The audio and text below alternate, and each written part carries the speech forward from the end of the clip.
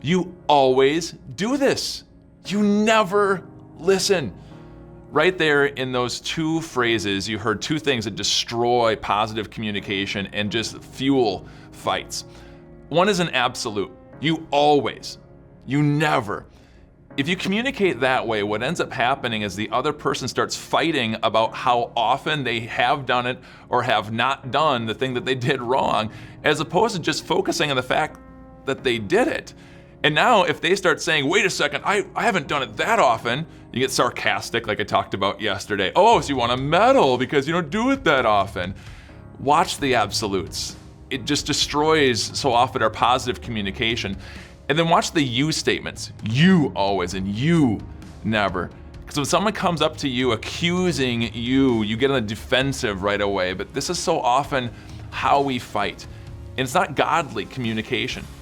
God tells us in the book of Romans, chapter 14, let us therefore make every effort to do what leads to peace and a mutual edification.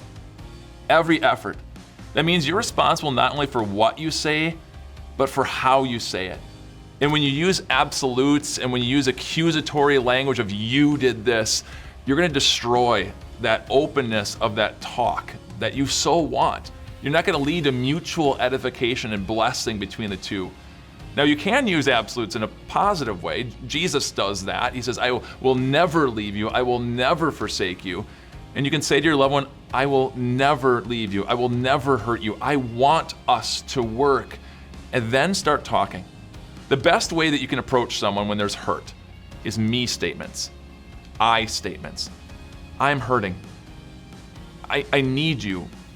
I don't understand why this happened. Can you explain this to me? And when you open up a conversation that way, your loved one is more often going to be willing to listen.